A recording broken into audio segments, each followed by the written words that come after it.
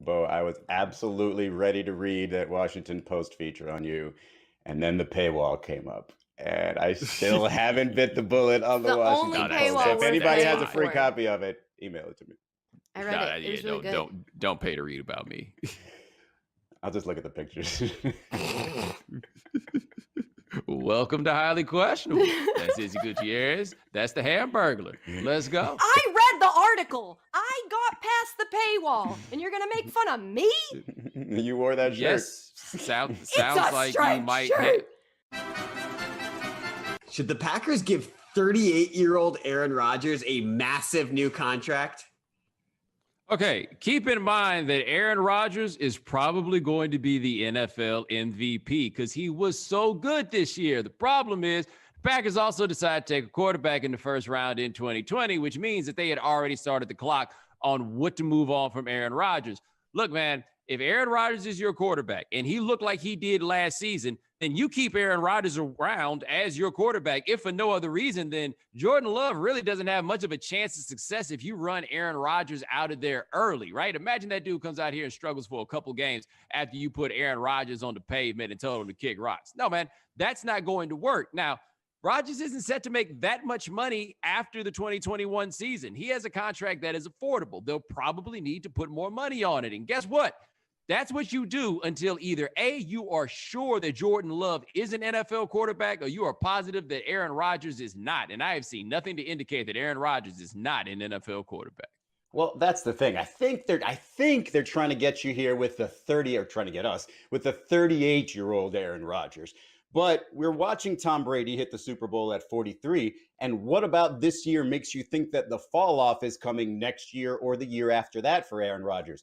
Even if there is a slight fall off, what are we talking from top 3 to top 10? That's still something that you keep in house. That is still something that you definitely pay when there are reports that Jordan Love in practice is having trouble hitting stationary targets. Okay. If that is the guy that is your future, you definitely hang on to Aaron Rodgers, regardless of the price or how great of a fall off here. The interesting part to me is, do they really know him?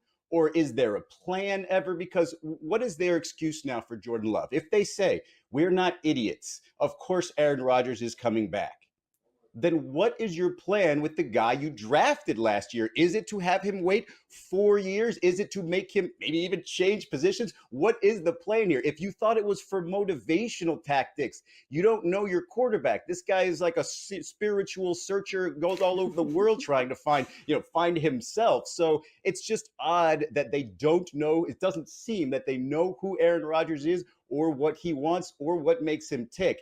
And, they should find themselves fortunate that he would sign an extension or another deal with him, because if I were him, I'd be out of it. It's also just kind of funny that when they drafted Jordan Love, everybody was like, should Aaron Rodgers be worried? And it's like, well, no, because all Aaron Rodgers has to do is continue being Aaron Rodgers, and then it's going to end up screwing over the team for making a decision to draft Jordan Love. I mean, obviously they could get something for him, but that's hard when he hasn't proven anything. And I would say this is similar to a Jimmy G situation, except I don't know how hot Jordan Love is. So I don't know if that's going to help him get this mystique that everybody wants to pay money for just because of who he's behind.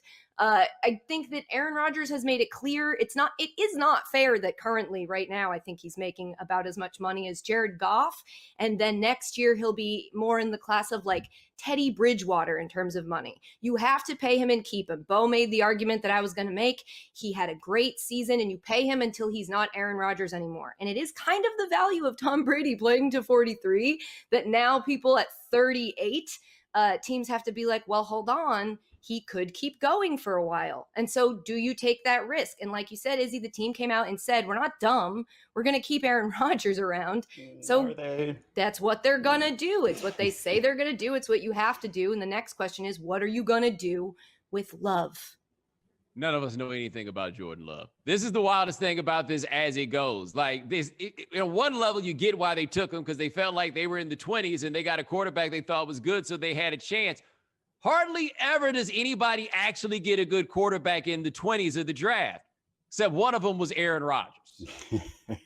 They tried to get lucky twice. Yeah, right.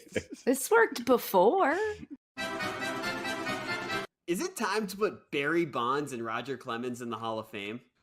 Oh, it is that wonderful time of year where we start talking about the Baseball Hall of Fame voting, but it's getting a little bit trickier because we're in that window of time where basically everybody that should be in the Hall of Fame and isn't in the Hall of Fame got that whole steroid thing over their heads. Now, is it time to put Barry Bonds and Roger Clemens in the Hall of Fame?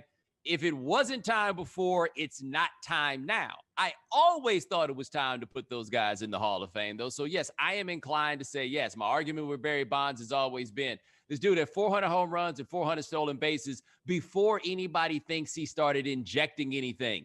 That's a Hall of Fame combination of statistics right there. You put that guy in, you can make a very similar argument for Roger Clemens if you want to. But if you're not going to put those guys in, can you at least get around to putting in the greatest defensive center fielder of all time, Andruw Jones? Like, for whatever reason, while you're going ahead and doing this ridiculous stuff with those two guys, this dude's the best center fielder there ever was, and he hit 400 home runs, and we're having to convince you to even think about putting him in the Hall of Fame, which is to say, none of you guys make any sense on any level on anything that you do with the Hall of Fame. So if you're going to be a hater on those guys for steroids, how about marveling at one of the greatest athletes you've ever seen play baseball and put him in? I mean, I respect the cape up for Andruw Jones out of nowhere. That was a good one. Curveball came out of nowhere. But I think the issue with this to me is like, and part of the reason why it's newsy this year as opposed to every other year is because I guess if none of the questionable, controversial guys get voted in, then maybe no one's going to get in this year. And, that's sort of mind-boggling to me as well.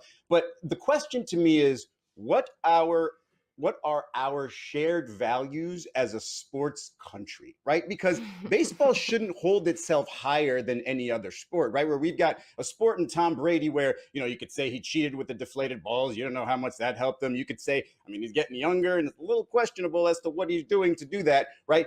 And nobody's going to question his greatness. Nobody's going to question his first ballot Hall of Fameness. And you can go to Olympians with Carl Lewis, depending on, what you know about him and what you think about him. Unless you really dive deep, we think of him as one of the greatest. And if there was an important Hall of Fame that people connected to track and field, they would, of course, think Carl Lewis is there. So why baseball? The interests cross, like sports fans' interests cross over from basketball to baseball to football. Writers cross over from basketball to baseball to football. Why can't the values just be the same? And we just tell baseball, hey, unless there's an absolute found guilty and you can tell that that's the reason why that player is not a Hall of Famer, then just vote them in and stop holding yourself so much higher than everybody else. That's what I think about this.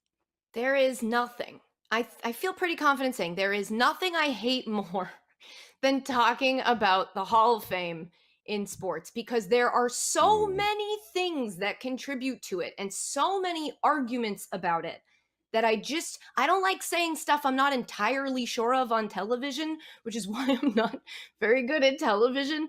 But I don't know exactly where I land on the Hall of Fame. And one reason for that is because it's like the final boss of the arguments we have while guys are doing things that are bad while they're playing. It's like we have that conversation. There's the steroid testing. There's the question mark around steroid testing. Are they even doing it? Are they like cracking down on it the way they're saying that they care? And then they get out, they put up Hall of Fame numbers, and then it comes around to vote them into the Hall of Fame, and people are like, yeah, but they did steroids. But it's like, yeah, but if the sport didn't want them doing steroids, then the sport could have done a lot more about them not doing steroids. So then it's like, let them in. Same thing with like people doing off the field things. Same thing with somebody who's particularly controversial for me, a Red Sox fan, Curt Schilling. It's like you get this argument from one side that nothing other than how they played and the sport that they played and the numbers they put up matter, but then that doesn't apply to the steroids guys, because then people are like, but they use steroids to get their numbers. There's so much of this. And I think the only solution I've come up with is that if you put a guy in the Hall of Fame who is bad, did bad things, then maybe there's a separate wing of the Hall of Fame for bad people who are good at baseball. I don't know how to fix this problem. I think this conversation is ultimately boring because I don't have control over who goes in. I don't have a vote. I know if I did, where I'd spend it. What? I don't think you can get away with this one. When you come out of the gates with, this is my least favorite subject, I'm bad at TV, and I don't know the answer. And then when you finally get to the answer, it's, oh yeah, the bad boys wing, which sounds like a great thing. I want to be a part of that. Yeah, until Kurt Schilling shows up, right? And this is the thing for Oh, me though. no. Schilling is the one for me because I am adamant about this. Kurt Schilling is a no-brainer, 100% Hall of Famer. Period. I long ago made peace with the reality that there's some terrible people who have good things in life happen to him. Kurt Schilling will get into the Hall of Fame and have plenty of company for a lot of the reasons that people want to keep him out of there. It won't make you feel good to listen to his induction speech. Who knows what he would ultimately say? But there is no argument against that dude being a Hall of Famer. We just want the Hall of Fame to make us feel good. And sometimes it might make you feel bad. Up next on HQ. He is a lightly regarded football recruit. What do we have? I mean, when is this clip from? This looks like the 80s. I don't know. This is what the 80s looks like. Oh, no. Wow. Carlisle is dominating, though. I'll take that. Yep. Wait There you go. Second. What is going on here? What Is the exactly fix is in? No. happening? Stop Wow. it. The camera guy didn't even know to move.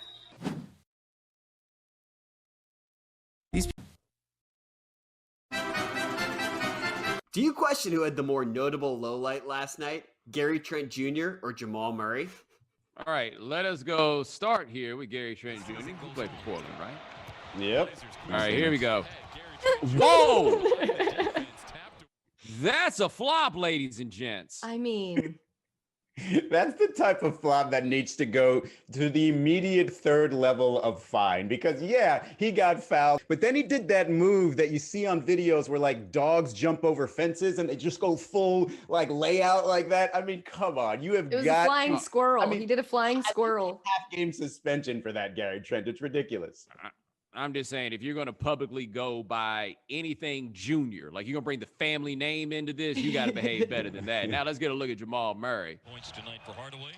All of his baskets have been twos. What? Murray.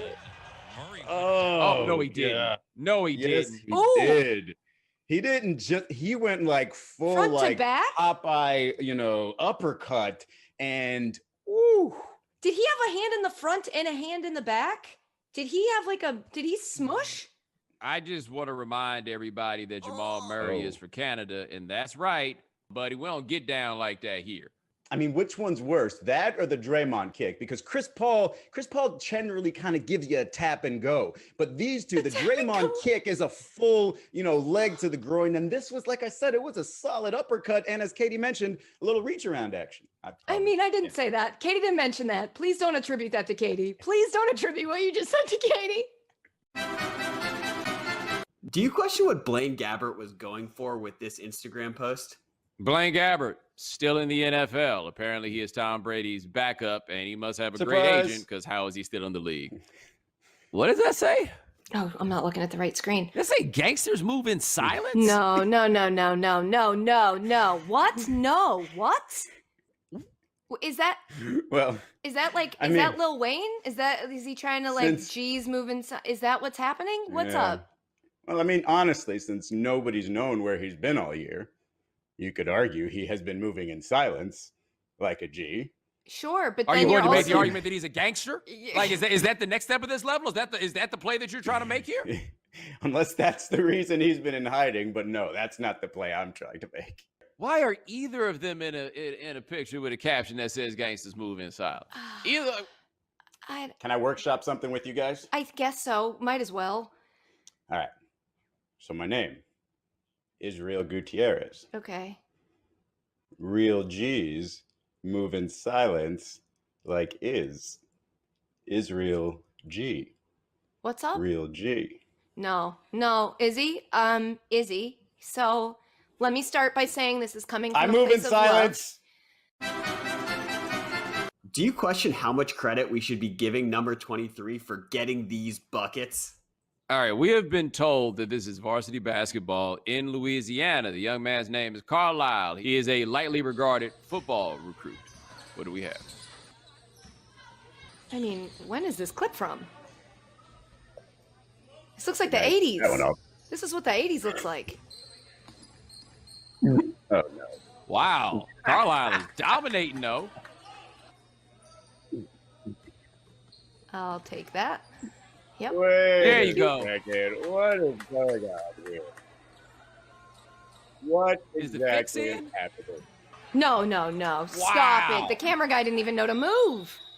Am I the only person noticing, by the way, if you go back and look at those clips and look at the bench, nobody's on it? Is that what you're looking at? I mean, I'm just trying to figure out how it is that these guys could be so terrible and still be playing basketball. And the answer is apparently they're the only 5 guys on the team. One guy is clearly not to be. Whoa, does in that say this game. 31 to nothing? It is Hold on. 31 to nothing. Scoreboard says 31 to nothing? In what? And it's a layup line. Oh, boy.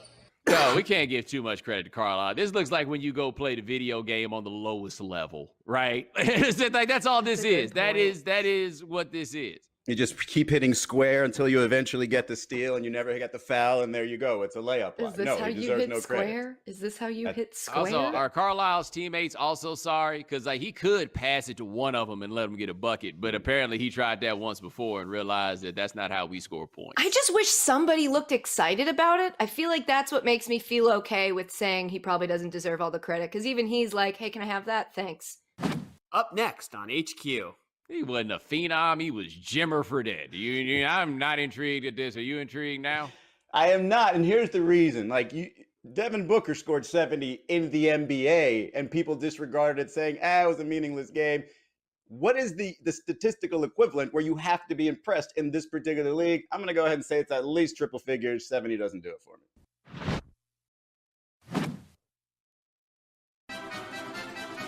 Streaming online, I Am Athlete.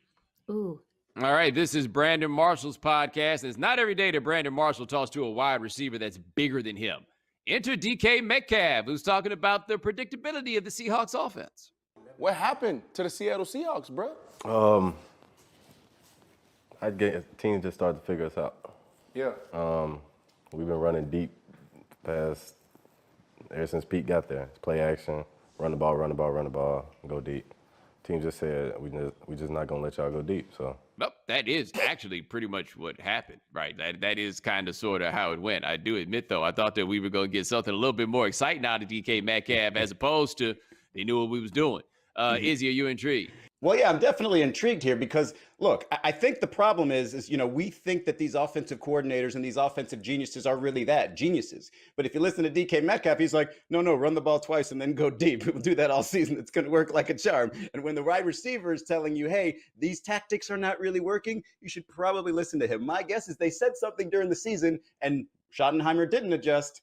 There goes your job.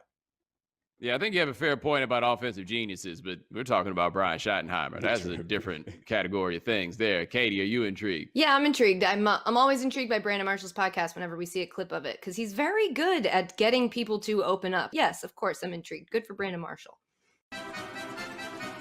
Tomorrow at 2:30 a.m. Eastern in China, the Shanghai Sharks versus the Southern Tigers.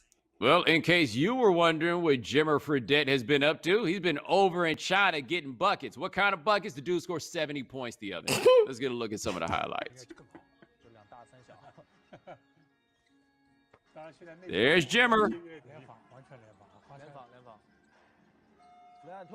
That was Oh, Clean, though. Stayed up many a night till 1 a.m. watching him play in college. On purpose? I mean, yeah. Why? Come on, he was a phenom in college. He wasn't a phenom. He was Jimmer Fredette. I'm not intrigued at this. Are you intrigued now? I am not, and here's the reason. Devin Booker scored 70 in the NBA, and people disregarded it, saying, it was a meaningless game. What is the statistical equivalent where you have to be impressed in this particular league? I'm going to go ahead and say it's at least triple figures. 70 doesn't do it for me. Oh, but good job, Jimmer. Intrigued. Yeah, you know what? I'm intrigued. If we're gonna give Carlisle Smith credit for what he did, I think we can give Jimmer Fredette credit for what he. Fredette kind of sounds like credit. Jimmer and the Sharks ended up losing that game 136 to 129. I'm sorry. Hold on. They didn't just lose. They lost by 7 points, which means that Jimmer is surrounded by dudes who think that maybe, just maybe, if he passed to somebody once or twice, they might win some games. Good to see his game has not evolved one bit. Not even a little. Not even a little. All right, that's all the time that we've got. Check out Katie Nolan's Sports with a Question Mark. It's a podcast. Izzy Gutierrez, sideline reporting somewhere near you. Okay, see you. Bye. When does one drop the myrrh? Does he ever just become Jim Fredette? No, because if you're Nah, it's too you don't late want for people that. calling you Jimmy or James. It's Jimmer. That was a choice. This is Kobe Bryant. This is Jam Session coming at you.